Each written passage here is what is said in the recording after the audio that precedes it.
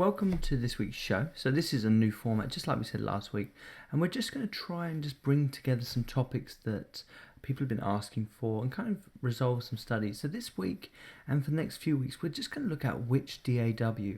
This is quite a big conversation for most centres, and it can get quite heated, and there's lots of different parameters that you should be thinking about when you're purchasing your DAW for your centre. This can be one of the most costly things to do with the whole purchasing process of music tech. When you look at your DAW and you look at the systems that you're going to buy, they're kind of all intertwined. So it is the most expensive part, and a good DAW can go up to as expensive as say £600 once you put all the plugins in and once you put all the extras in, or it can be as little as £5. I think it's £60 is probably the cheapest one that you would want to use for a production environment. But on top of that, you do have to look at the systems you buy on whether you go for a Windows-based system or whether you go for a Logic-based system, a Mac-based system or a Linux-based system. Most people tend to steer away from Linux in the education environment because you do need quite a lot of support, and unless your support staff are quite capable of kind of helping you, it's not something you really want to be delving into. So that kind of leaves us with two environments, and that's a Mac environment or a Windows environment. Then when you look at your DAW, digital audio workstation, you should be thinking, okay, if I buy a Mac system now, in 2 or 3 years time, am I going to change over to a Windows system or vice versa? So does my DAW need to be cross-compatible? In the old days, that's definitely something I would have looked at. In the past 6 or 7 years, I haven't changed my system. So every time we buy a new computer, which tends to happen every sort of 4 to 5 years, we tend to ship out some systems and bring in others. And there is a slight overlap. We tend not to do a whole suite in one go because we do run on Mac. So if we buy 10 Mac Minis, that tends to be the best part of £7,000 for one of their top spec ones, and I definitely recommend the Mac Minis for this, unless you want to go for the iMacs, which tend to start around £1,000, and they're great. They do tend to need to be replaced a bit sooner. And with the Mac Minis, you obviously need to buy your keyboard, your mouse, and your screen, but you can get a really nice big screen very, very cheaply, and this is why in our centre we tend to go for the Mac Minis and just maybe try and get an i7 Mac Mini with a minimum of 8GB of RAM to run any DAW, and that will pretty much do any audio suite up to about 60 tracks probably. So it might start bottling at about 30 tracks. So let's look at the DAWs that I would recommend to you guys. So before I switch over to the screens, I've got some loaded up. The 6 DAWs that I would look at if I was you. So the one that we use here at Music Tech Student, or the two that we use here at Music Tech Student and in our facilities, are Logic Pro X, and that's been our go-to for at least 5 years now. And in those 5 years, we've only had to ever upgrade the once when we bought it. So we've had 5 years worth of free upgrades. The second one is Ableton Live 10, which got upgraded this year at a cost of, I can't remember, it's about £200 or something per unit, which can get quite costly. But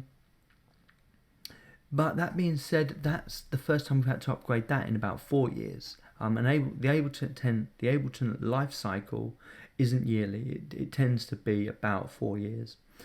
Cubase, which we used to use in the early days, that was our go-to thing. When we was on a Windows system completely, we would always use Cubase. That was and make sure it's Cubase Pro.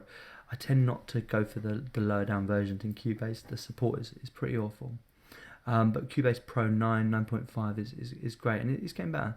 The one thing that puts me off Cubase is the upgrade price every year. You can upgrade every second year with Cubase and you'll still get a stable environment, but that's going to cost you at least £100 per unit. So if you've got 20 computers, which is what we run, you're looking every second year of shelling out £2,000 just on software. There is a couple of other flaws with Cubase as well. It doesn't come built in with the top end sampler. So it doesn't come bundled with the full end of Halion, which I think is a real shame. And a couple of the other plugins like Groove Agent, which is a cut down version. And for the price, if non-educational is something like £400, educational price is something like £119. So for the price, I would definitely expect that to be full versions of samplers, synthesis, plugins. Everything should be in that, you know. And I should say that the price of Logic Pro was only £100, and we only had to buy that once. Yes, the hardware is a lot more expensive, but one thing that tends to be a bit of a bonus with going down the Logic Pro route is the support. The actual computers standalone work, and when you put them on a network, they kind of have less issues than the Windows ones. And this has got better over the years. When we started out, I mean, we're going back 15, 16 years ago when I installed the first system in our school. When we started out, the network, they demanded that we go on this network, and it was awful, actually. And we lost a huge amount of marks that year because they pushed us onto this network, but the network people couldn't support us. So when we started to get problems with the audio bottling and the buffer sizes bottling, they were just scratching their head, and it's like, well, this isn't good enough. We're running an exam project here at A level, and that's not right. So, you know, we had that for a couple of years, and they got better, but they managed to sort us out a system where we were kind of local, but we were on the network still. So at the end of each session, everything would be backed up to the network, but it wasn't ideal. And with the Mac system, it just works like that. So you're kind of local, and then when you start shutting down, it pushes everything to the actual network, and it's a lot more secure. So it's a great system actually for education. It's great. Like I say, you will pay. I mean, we pay what, £300 more per Mac, mini Mac, than we would do if we were just running off a standard Windows desktop. But then again, we don't have to upgrade every year with Logic Pro X, so that saves us the money in that way. So the next one is Pro Tools. Pro Tools, going back 15, 16 years ago, that was one we used to use in the studio, and we would not use Cubase in the studio. It would always be Pro Tools. Pro Tools has a fantastic audio engine, it always has had. The upgrades are not as frequent, I suppose, but it's such a stable system. It's great. And if you're going down the audio route, Pro Tools is brilliant. The problem you will have is if you are going to move it to Cubase, we always used to have to like bounce down the audios and then feed them into Cubase, which caused a lot of problem, or feed the audio into Logic Pro. Whereas if you're working in the studio on Logic Pro and your Mac systems are Logic Pro, it tends to just work quite well. The next system we had after that is quite new, and it's showing promise, is Reaper. Reaper is £60 per individual, or it's £60 per unit at schools. It's £220 if you're industry, if you're a proper studio. So that's a really nice entry level. So if you are thinking about that, keep an eye on it, because Reaper's is getting really, really good. And then finally, it's a bit of a newcomer. It's not a newcomer, it's been around for years, and that was Cakewalk Sonar Premium, or Platinum I think it was called. Now it's called Cakewalk by BandLab, and it's just been released free. As it stands, it's not a viable option, because at the moment I'm struggling to get it installed on anything but a demo. So it's Windows only, but I reckon in maybe a year and a half, if you are starting the A level, Cakewalk by BandLab might be the one you look at. It was always a great system when it was Sonar. It was always a great system, but you always had the choice because it's Windows only. So do you go Cakewalk or do you go Cubase? And Cubase was just solid, so we always went Cubase. And Cakewalk was always a bit fiddly. It wasn't the workflows weren't always the most easy to understand, and when we only had a year to get our students from nothing all the way up to getting some kind of A grade or C to A grade, it would never have been a logical effort for us, because the learning curve on its own, the learning curve for Cubase is quite steep as well, but the learning curve on its own would have killed the project. So it will be something to look at. BandLabs are a great little company. They do a couple of other products as well, which look really, really fantastic. So that might be worth looking at. So let's go over to the main screen now. So the first one we're going to look at is Logic Pro. Why do we like Logic Pro? Excuse me, let's take some water on. So Logic Pro is not cross-platform. It is Mac only. This means that the hardware that you buy is going to be powerful enough to run it. Mac own the hardware, Mac own the software, or Apple should I say. So everything is pretty solid. In the last 7 years that we've been running it, I don't know how long it is now, but it's been a while. Yeah, we've only had to upgrade once, and that was a free upgrade from 9 to X, and it's failed us never actually. The hardware on one of our Macs failed once, but we had Mac Care, so that got fixed fairly simple. That was fantastic, and it comes fully packed with everything. Like I say, I think if you buy it commercially, it's something like £199. Let's just have a little look. Yeah, £199. If you buy it for a school, for a centre, you can get it. I think it's as low as £100. And there's deals to be had there as well if you're buying multiple packs.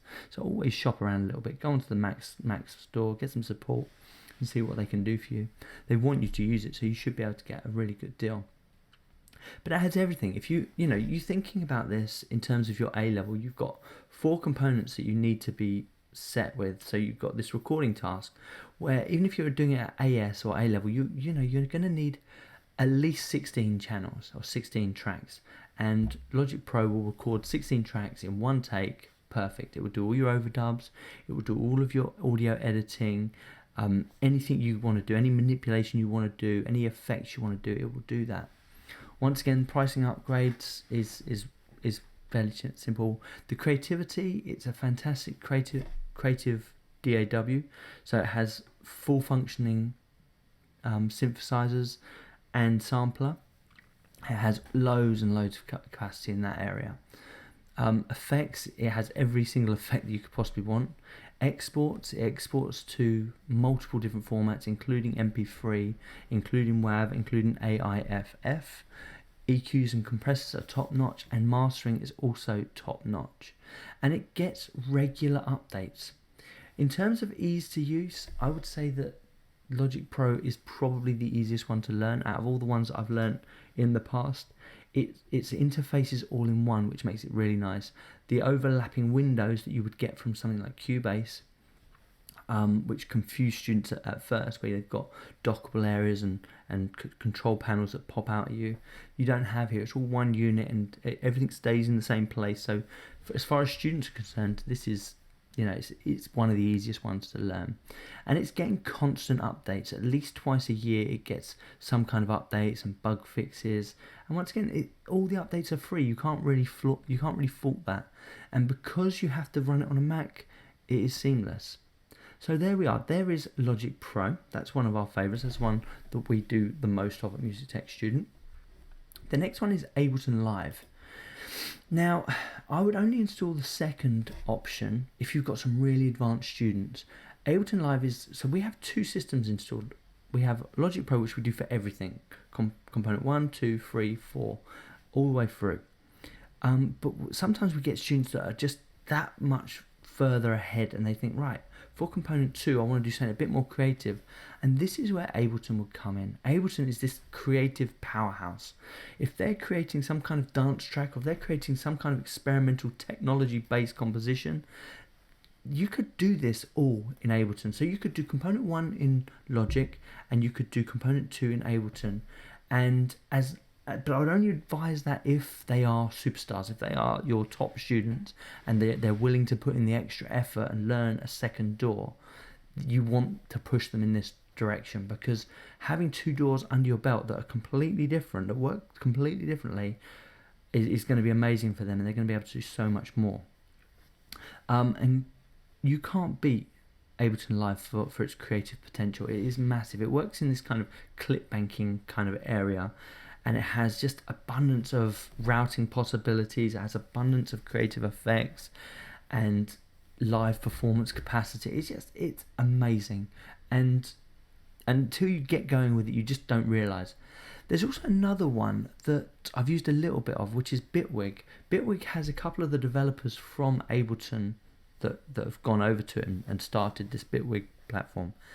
and that shows amazing promise. Okay, so there's another one if you want to have a look at Bitwig as well.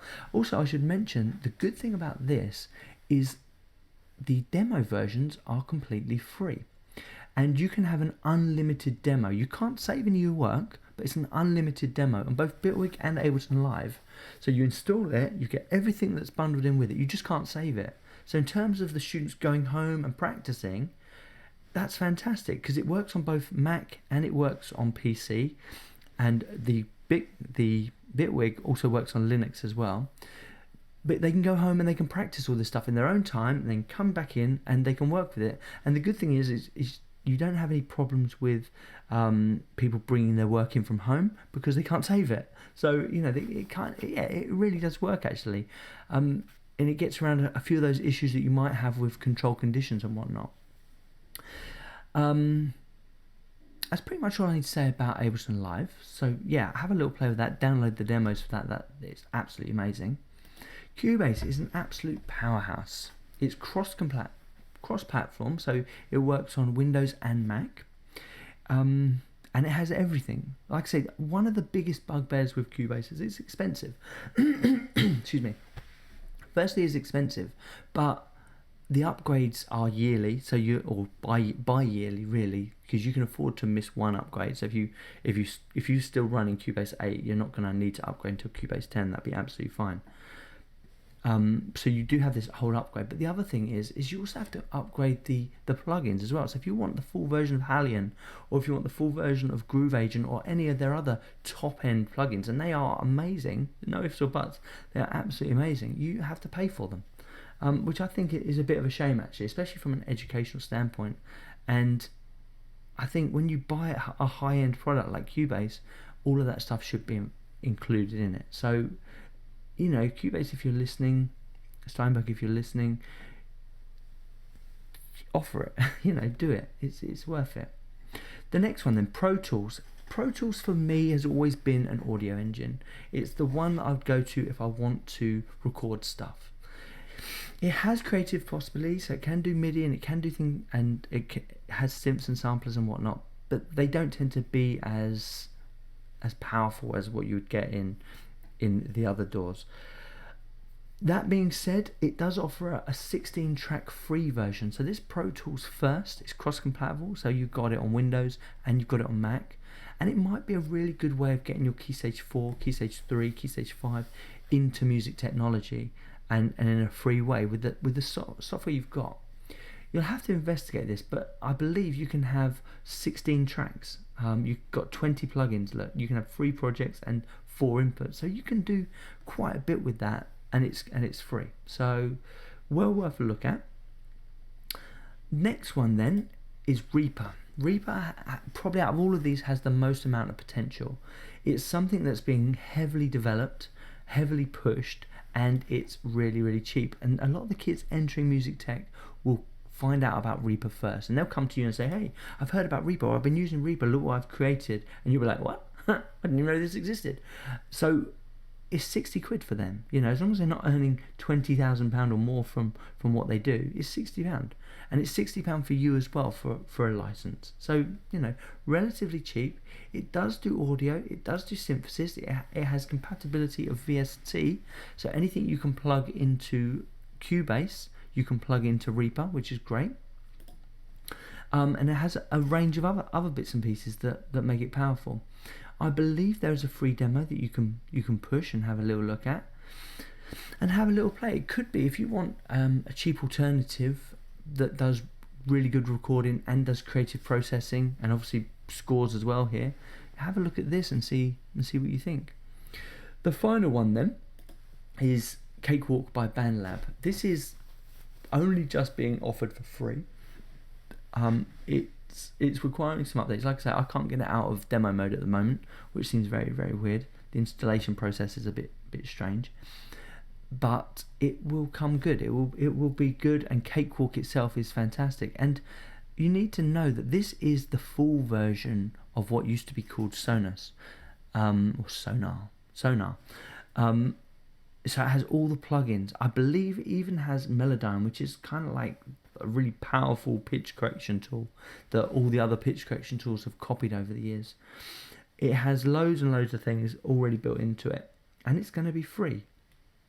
The workflow isn't as straightforward, and I find the interface a bit kind of heavy personally, but that's just a matter of getting used to it. It is a powerful DAW, and it's a great DAW, and certainly BandLab have got some really big ideas for this, and the fact that they're making it free shows that they kind of understand the environment that they're getting into.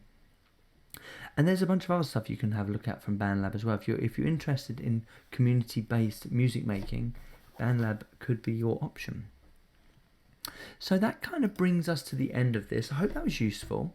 What we're going to do in the next few is we're going to take on one DAW at a time, and we're just going to go over the kind of what makes that particular DAW and kind of how you would use it and whatnot, and go from there. So I hope that's been okay. I hope you've enjoyed that, and I'll see you in the next one.